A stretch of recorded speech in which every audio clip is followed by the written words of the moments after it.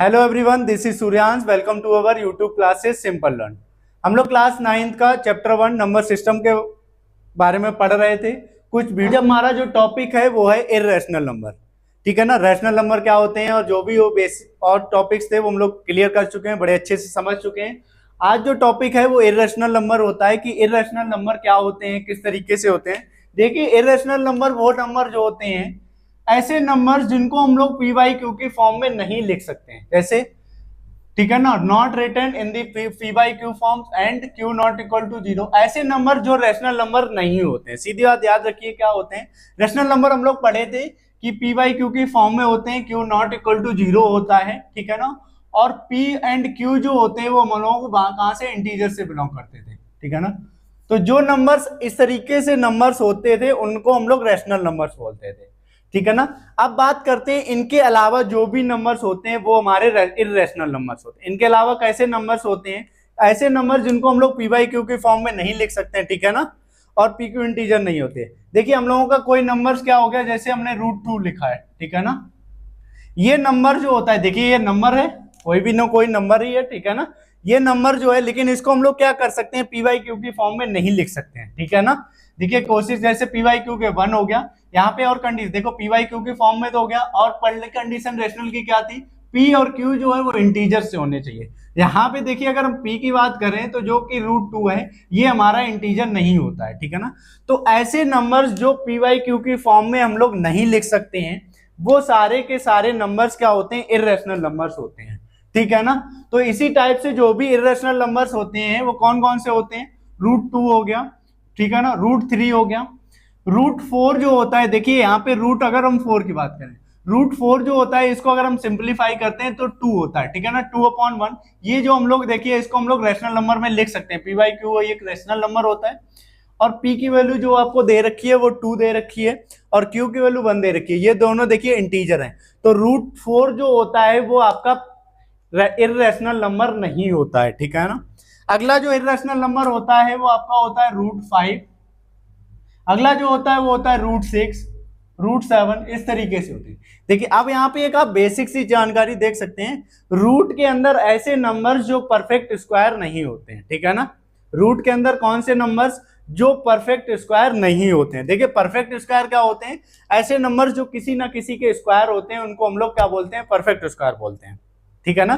जैसे हम लोग 4 है, वो 2 का स्क्वायर होता है तो वो परफेक्ट स्क्वायर है, ठीक है ना। ऐसे ही हम लोगों का अगर 9 है, 9 3 का स्क्वायर है तो वो भी एक परफेक्ट स्क्वायर है। 25 जो है वो 5 का स्क्वायर है तो वो भी एक परफेक्ट स्क्वायर है। तो इर्रेशनल नंबर्स कौन से होते हैं, ऐसे नंबर्स रूट के अंदर कौन से, नॉट परफेक्ट स्क्वायर नंबर, ठीक है ना।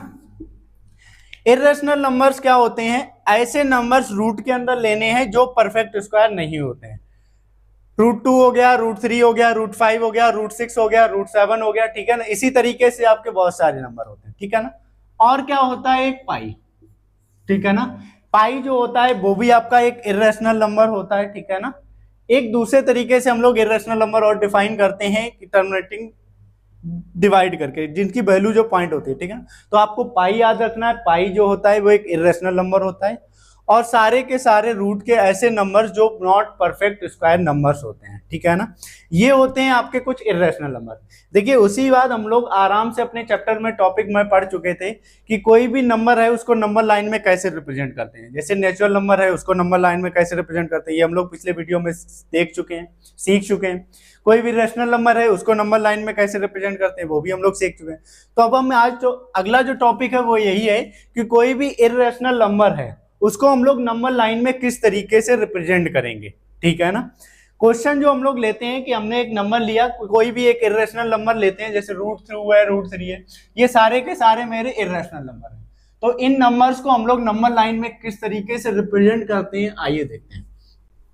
देखिए, कोई भी नंबर से √2 है, ठीक है ना, इसको हम लोग एक पाइथागोरस जो थ्योरम है उस तरीके से इसको ब्रेक करते हैं, ठीक है ना। पाइथागोरस की प्रॉपर्टी से इसको सीखते हैं और उसको ब्रेक करते हैं। कैसे कि √2 जो है इसको हम लोग लिख सकते हैं, ठीक है ना। √2 को हम लोग लिख सकते हैं अंडर रूट में 1 का स्क्वायर +1 का स्क्वायर, ठीक है ना। क्या लिख सकते हैं, √2 को हम लोग लिख सकते हैं 1 का स्क्वायर प्लस 1 का स्क्वायर। देखिए अब यहाँ पे √2 की बात करते हैं, ऐसे पाइथागोरस को बारे में थोड़ा सा डिफाइन करते हैं। पाइथागोरस जो होती है वो एक राइट एंगल ट्रायंगल की प्रॉपर्टी होती है। किसकी प्रॉपर्टी होती है? राइट एंगल ट्रायंगल की। ये जो होता है राइट एंगल ट्रायंगल होता है। राइट एंगल ट्रायंगल क्या होता है? जिसमें कोई भी वन एंगल जो होता है वो 90 डिग्री होता है, उसको हम लोग राइट एंगल ट्रायंगल बोलते हैं। राइट एंगल ट्रायंगल की एक प्रॉपर्टी होती है जिसका नाम होता है पाइथागोरस। ठीक है ना? इसको हम लोग इस तरीके से ब्रेक, अब अगर हम पाइथागोरस की बात करें तो यहाँ पे अगर देखिए ये अगर मेरा 1 है और ये अगर 1 है, ठीक है ना, तो पाइथागोरस क्या करता है, जैसे ये एक ट्रायंगल है ABC, ठीक है ना, पाइथागोरस की प्रॉपर्टी क्या होती है कि जो AC का स्क्वायर होता है, ठीक है ना, वो AB के स्क्वायर के प्लस BC के स्क्वायर के बराबर होता है। ठीक है ना? अगर हम यही AC को अगर हम फाइंड करें यहां से, ठीक है ना, AC को अगर हम फाइंड करें तो कितना हो जाएगा अपना, देखिएगा, ठीक है ना, AB की अपनी वैल्यू कितनी है? 1, ठीक है ना, और ये भी 1 हो गया, तो AC इक्वल टू जो हो जाएगा वो हो जाएगा 2, और AC की वैल्यू जो होगी वो होगी √2, ठीक है ना। तो यहाँ पे देखिए ये जो डिस्टेंस है ये अपनी कितनी आई है, अगर हम ये 1 यूनिट लेते हैं, 1 यूनिट का मतलब क्या हो गया, तो ये मेरा जो आंसर आएगा वो आएगा 2 यूनिट, ठीक है ना। तो AC अगर मेरा 2 यूनिट है तो यहां से यहां तक मतलब क्या होगा, ये जो डिस्टेंस है वो 2 यूनिट है। 2 यूनिट का अगर 1 यूनिट का देखो, यूनिट जो है 1 यूनिट इक्वल टू क्या होता है, आप इसको 1 सेंटीमीटर भी ले सकते हैं, इसको आप 1 mm भी ले सकते हैं, ठीक है ना, आप जितना भी ले, तो हम लोग नॉर्मली इसको 1 सेंटीमीटर लेते हैं, ठीक है ना, आप इसको 1 m भी ले सकते हैं, ठीक है ना, यूनिट की बात हो रही है कि हम एक यूनिट डिस्टेंस की बात कर रहे हैं, तो हम लोग जनरली इसको 1 सेंटीमीटर लेते हैं। तो अगर ये 1 सेंटीमीटर है, ये 1 सेंटीमीटर है, तो ये √2 सेंटीमीटर होगा, ठीक है ना, मतलब क्या हुआ, तो ये जितनी वैल्यू होगी वही तो √2 है यहां से यहां तक, तो हम लोग इतना मेजरमेंट कर लेंगे, कितना होगा, वही हमारा √2 हो गया। तो इसी तरीके से हम लोग देखे क्या करते हैं, इसको इस तरीके से ब्रेक कर लेते हैं और क्या करते हैं, अब हम लोग इसको नंबर लाइन पर रिप्रेजेंट करते हैं कि इसको किस तरीके से नंबर लाइन पे हम लोग रिप्रेजेंट करेंगे। देखिए क्या करना है, अब आपको एक नंबर लाइन बनानी है,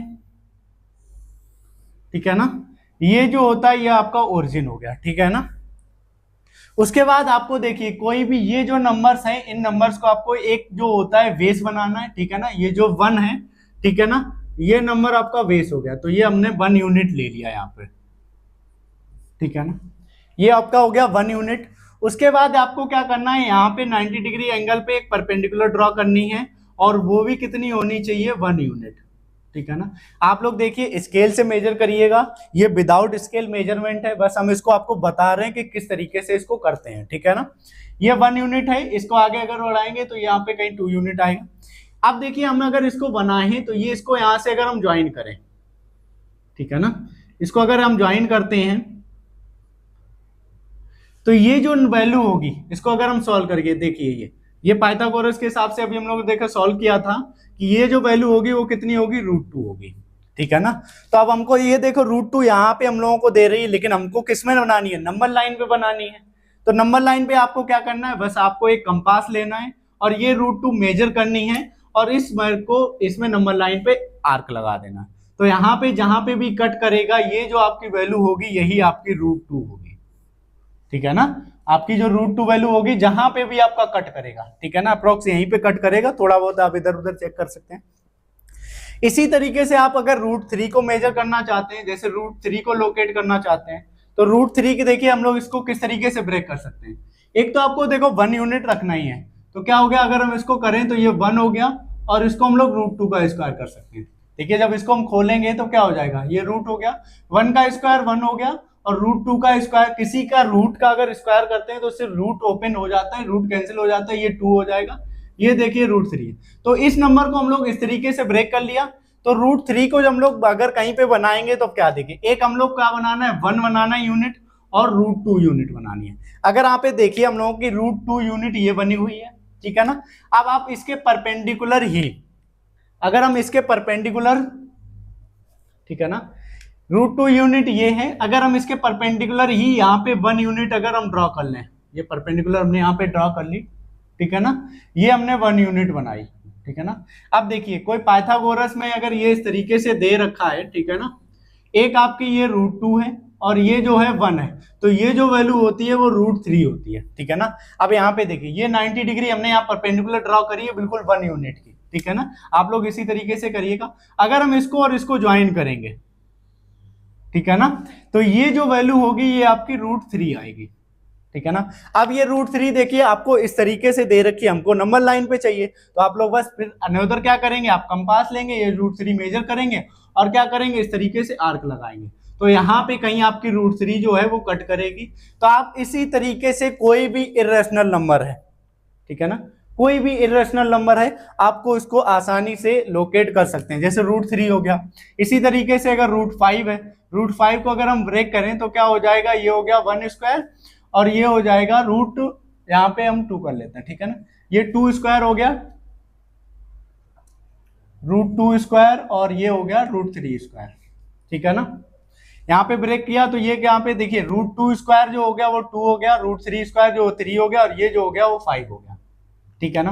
तो इसी तरीके से आप लोग इस तरीके से ब्रेक कर लीजिए और इसको बनाइए।